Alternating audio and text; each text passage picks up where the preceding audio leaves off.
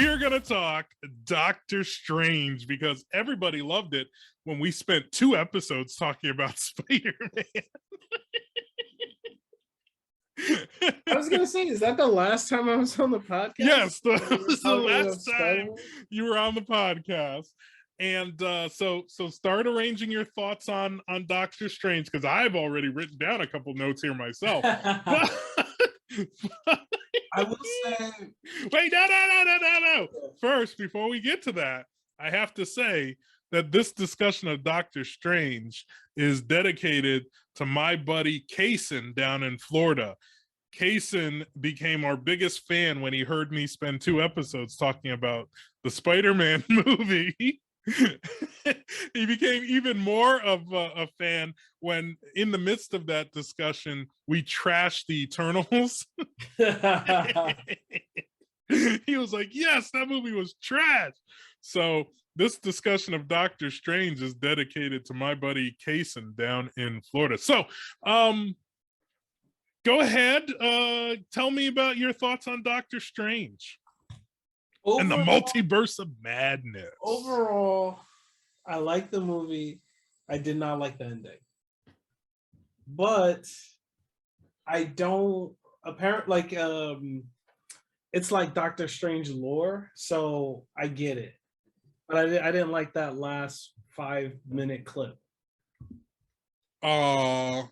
Okay, so I guess we have to decide, are we going to do spoilers in this or not? Hey, Jordan, we're about to talk about Doctor Strange in the Multiverse of Madness. All right, there you go, sweetie. Yeah, I guess we have to decide if we're I'm gonna try to do this without spoilers first, and then if we break down and accidentally give some spoilers, we will. You said you liked it overall, you just didn't like the ending, the last 5 minutes, 5-10 minutes kind of. And I mean, there's like, of course, there's little other things here and there that I didn't like, but overall, I was like, am I entertained? Yes, I'm entertained. I'm visually pleased. This movie is ridiculous, but then all superhero movies are ridiculous. Like that was my right. You have to go into it with that.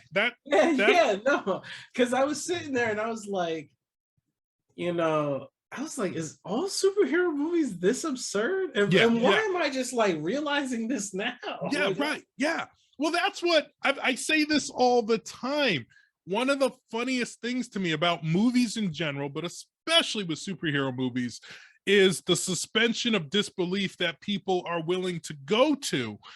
But more specifically, when they hit a snag and can go no further.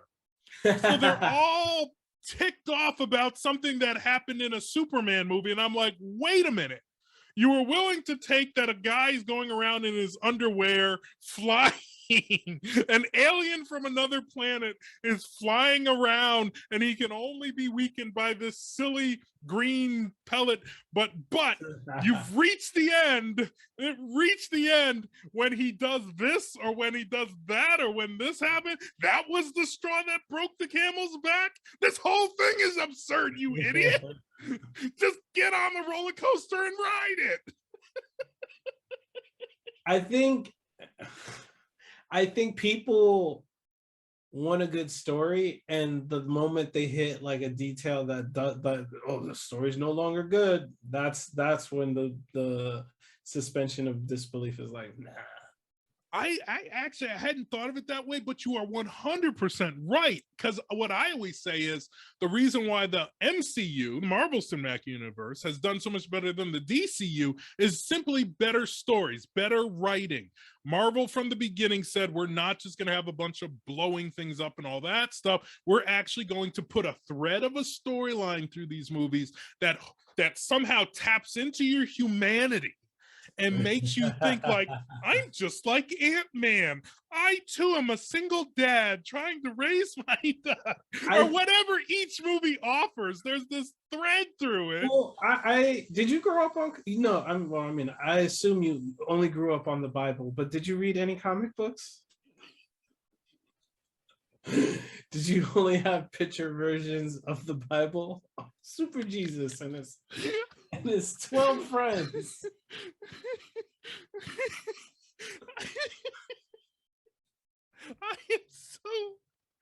I am so offended by what you have said.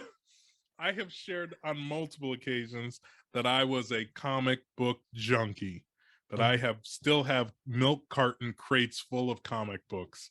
Dude, that's cool. Spider-Man was my number one, but I went into, oh, you know when this came up?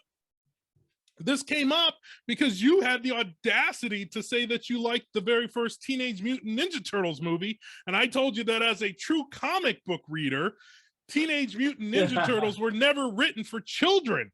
They were not a mainstream comic book, right? Yes, they were not a mainstream comic book. They were an independent. They were dark and gritty and full of violence, and the fact that they would mainstream it with that stupid movie and Cowabunga Dude and pizza offended me so much that I've never been able to go back to the Ninja Turtles. Whoa, triggered. That's, again, when I talk about the suspension of disbelief, that's so I don't even know what we were talking about, but going back to the MCU, yes, the other thing that I hate about these movies is the freaking garbage truck of diversity that they just pour into every movie. Like, that's what you were saying about Spider-Man. Because, you know, oh, her name is America Chavez, and whatever, right? She has two moms, and she's brown skin, and she's wearing her flag pin. And I'm like, wow, I know, you know, I get it. Representation matters. I will always say that representation matters. But like, it doesn't.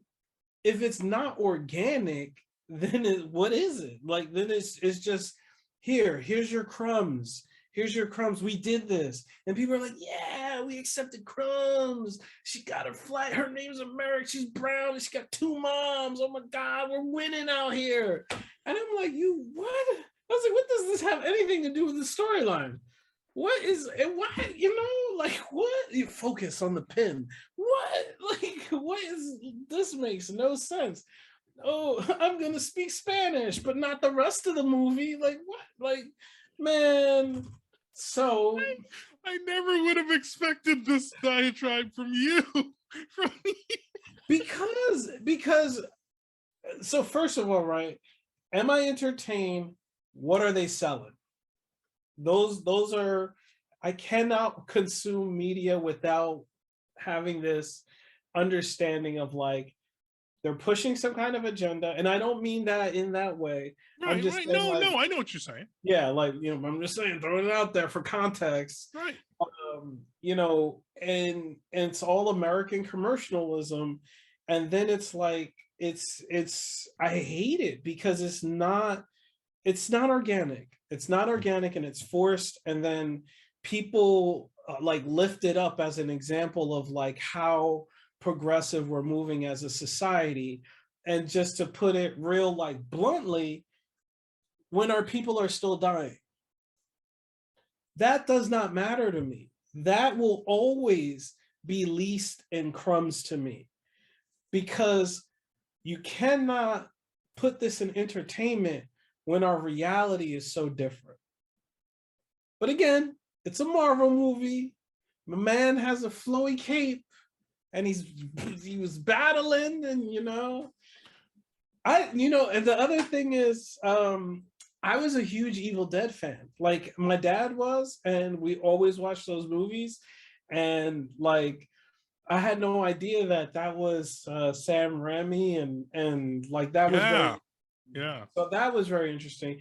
But I also thought this was the darkest Marvel movie, and like, oh man, I want to be I wanted to. So there were some cameos in the movie that just immediately won me over. There was one cameo. You're saying in Doctor Strange? In Doctor Strange. Yes. Okay. All right. So we got to do this again. We're still trying not to. Yeah. It's not, trying not to spoil anything, but yeah, were those cameos were. No, there was only one cameo that I. Okay. There was only one cameo that I was like, yeah. Wow. I don't care. I was like, the rest of the movie could just be poo on the screen. Wow. That was a great, like, because that's what I've always wanted. Like a real movie about that, but done in the 90s style, the 90s show style, because I was such a huge fan. So yeah, that was what really won me over after everything. But yeah, that was my kind of journey of Doctor Strange. And as far as like the plot, it was all right. And then I do like this like multiverse idea. Because sometimes I Google my name and there's some Anthony Diaz is out here winning out, you know? Okay. I wonder, I'm like, what is he doing? That Anthony Diaz has his NBA? Oh my God. Yeah.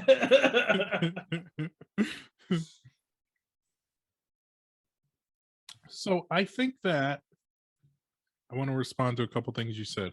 I do think that it's interesting when people, for instance, you said how there's a large segment of people that were like, yay, we're so glad that she has two moms. But then there's also people that are like, oh, stinking woke Marvel, they had to make sure that they forced this stuff in there on her. And I do agree with you that sometimes it seems really like I actually knew let me circle to that. I'll circle around to that. Sometimes, as you say, it does feel forced because it isn't well enough done in context and organically enough.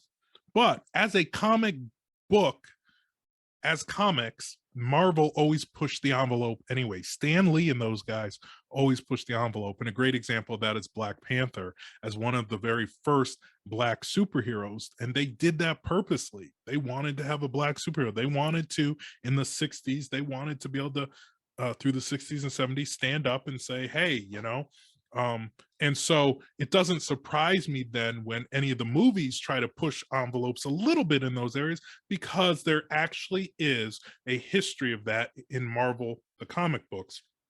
And so when I bring up, that's a good point.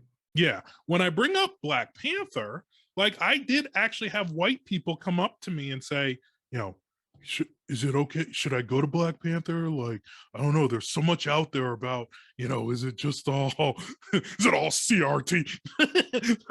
Is it all?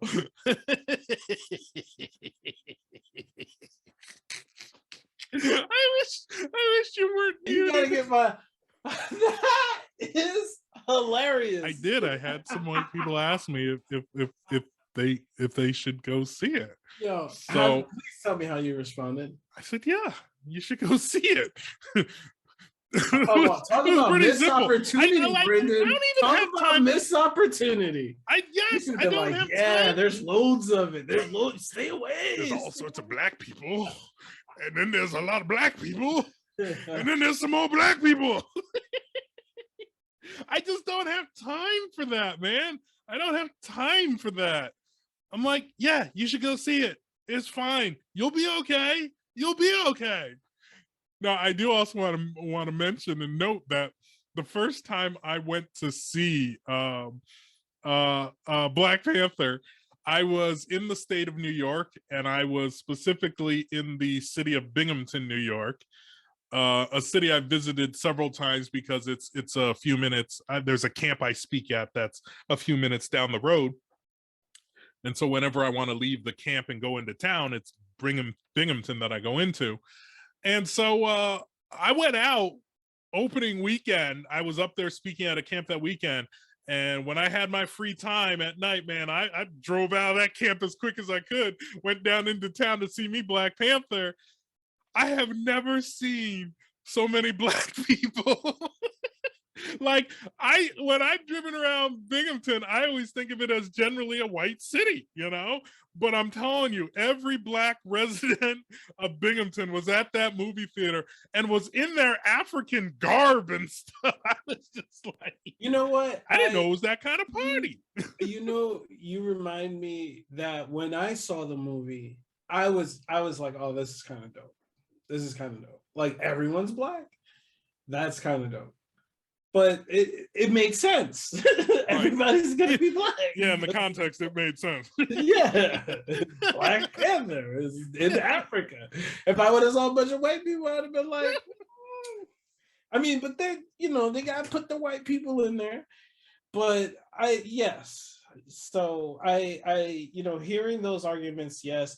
My problem, and this is what I say often now these days, is that I know too much. I know too much. And I know that it's not necessarily that history that, or I shouldn't, this is my opinion. I feel like it's not that they're following their tradition as much as like what sells, what's selling. Oh, yeah. Yeah. And I agree. I think that to me becomes priority over that tradition. Yeah. Now you mentioned the multiverse. I will have 5 points to share about Doctor Strange in a moment, but you mentioned the multiverse. You do have a lot of free time. You came with a whole dissertation. Hey man, I have fans like Kaysen who expect the best from me, man. I gotta bring my A game. I can't be messing around with this.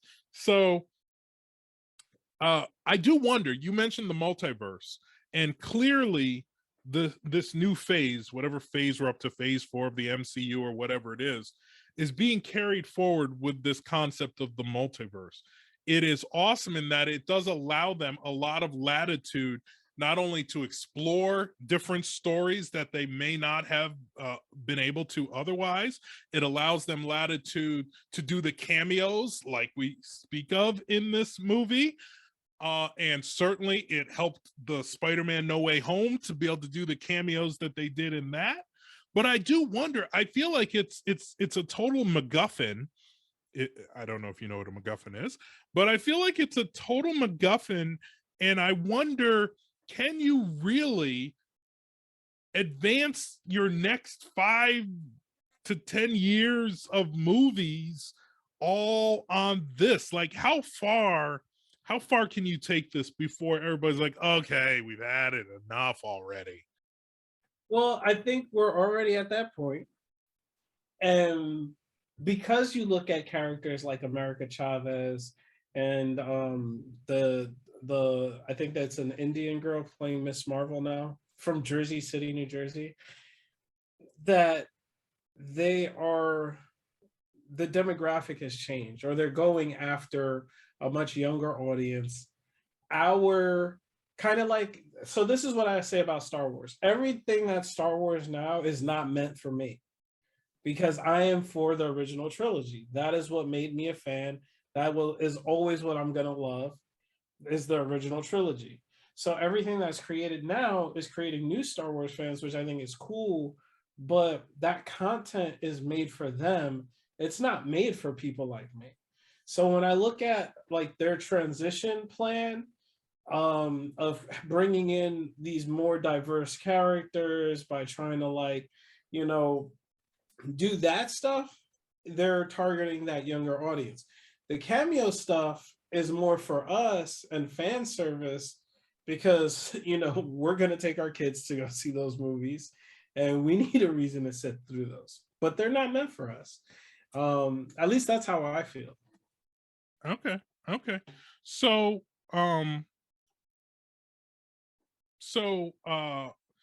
so far in the and again, all being carried by this idea of the multiverse, and also by the total commercialism of Disney having bought out Marvel and therefore using their Disney Plus platform to do this. I think that's probably what irks me more, is the shows. You talk about Star Wars, they've got all those Star Wars shows on Disney Plus. They've got all these Disney shows, all these Marvel shows on. And listen, I'm not saying that they're all bad, but I'm just saying that to me is what reeks of commercialism and of we're purely doing this to get money from these fans, But again, and I think we did this last time when we talked about Spider-Man, so far, just like the first 10 years of the Marvels, Only people on video can see that. Did you ever see the movie Undercover Brother? Oh, come on, come on. There's a scene in the movie, and you're muted. There's a scene in the movie Undercover Brother where he's in a fight, and the person pulls out a knife and chops at him, and it misses him, but it cuts some of his afro. I feel like that's what just happened with you. Like a chunk of your afro just came out. Anyway, so and only people watching the video can see it.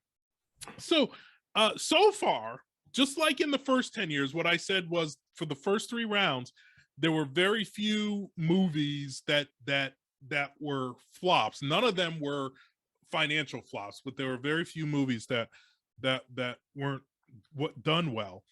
It's been the same so far. Again, I went through this list with you last time, but they've released Black Widow. That was an excellent movie. I know you didn't like it, but again, that was an excellent movie driven by a plot. Yeah, if you had a daughter, you would have connected with it far more, because it was about sisters. It was about sisters. That little plot thread that I talk about that they run. You don't have to sell me on this, Brendan. I'll just say yes. It was the plot thread to that was family.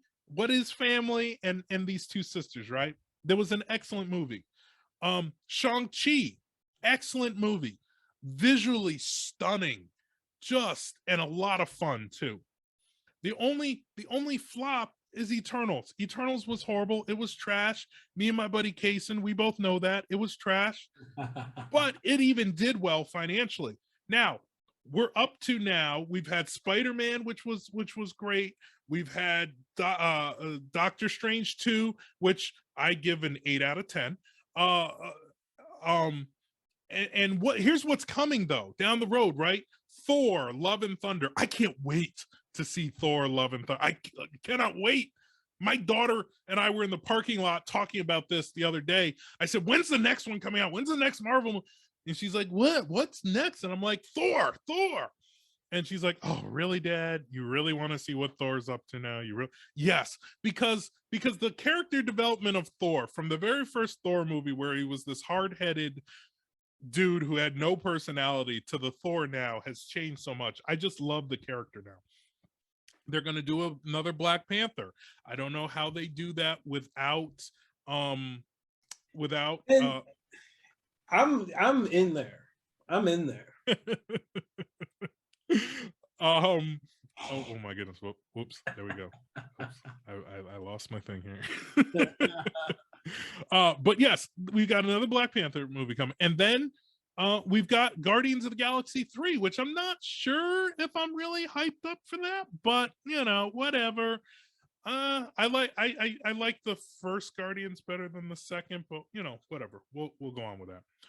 And I know there's 1 or 2 others planned, but anyways, let me give my 5 points about Doctor Strange here. So number 1, I was a comic book fan, and I knew the character of Doctor Strange, but I never really got into his comic book series. So the whole Doctor Strange franchise and the development of the character has been interesting to me. I thought that the first movie, it pleasantly surprised me that it was as good as it was, that I enjoyed it as much as I did, because I really didn't plan to. Interestingly enough, for my daughter, it was one of her favorite origin movies. As Marvel rolled out all those movies telling us the origins of these characters, she always connected with that one and loved the original Doctor Strange even more than I did. I have loved. I'm a big fan of the original. You're a big fan of the original? I'm a big fan of the original. Really? Yeah. Why? I thought it was visually like I like the visuals of the movie. I was like, wow, this is the way that it was done. Yeah. I was very impressed. Yeah. I agree. I like the development of the character. I love the whole interplay between Tony Stark and him in Infinity Wars. You started to realize, oh my goodness, I never realized that Tony Stark and Stephen Strange are kind of the same character. These guys that, you know, can do whatever they want and are bold and brash and what nobody can tell them what to do. And so it was great to see them go be pitted, kind of having to work together in Infinity Wars. I thought that by the time we got to Spider-Man No Way Home, as I said during our review of that, I thought the whole way that the spell that he cast was interrupted was kind of silly. But generally speaking, I do look at Stephen Strange as the Tony Stark of the MCU since Tony Stark's passing. So I think that's been interesting.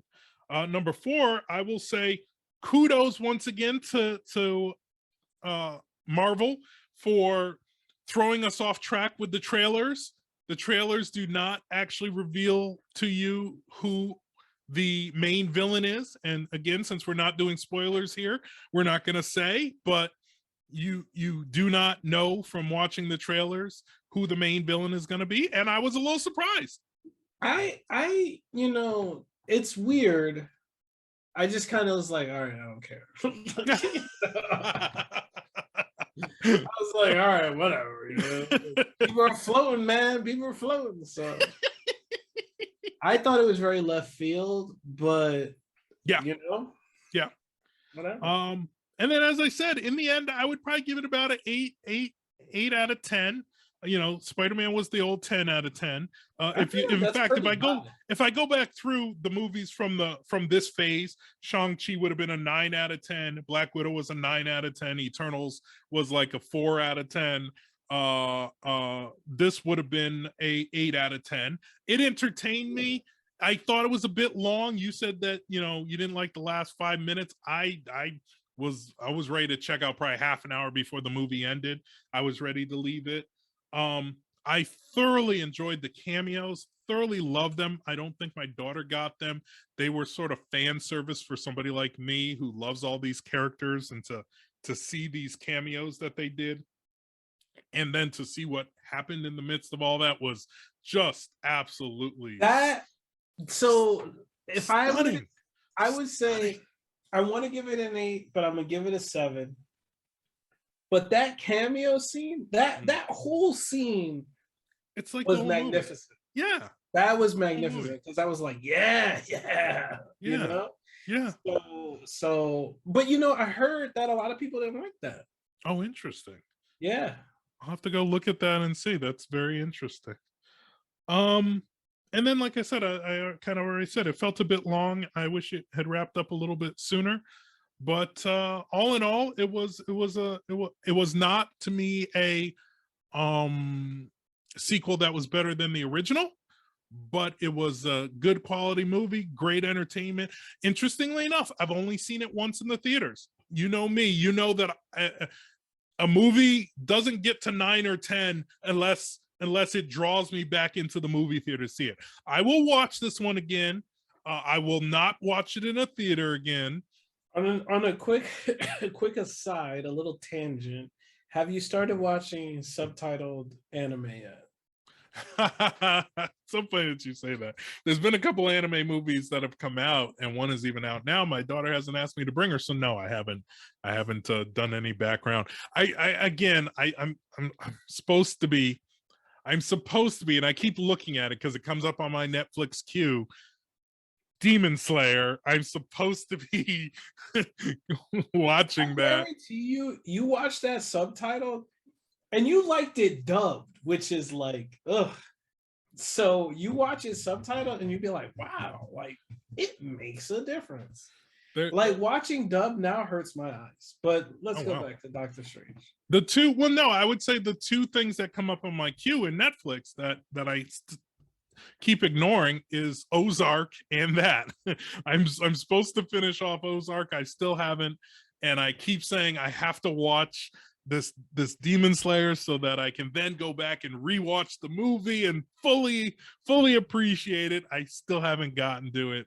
I'm just too busy, and part of it is like right now, I would love to sit right now and watch it, but I'm tired, and I don't. Man, you know how I am. You know how I am watching movies and stuff.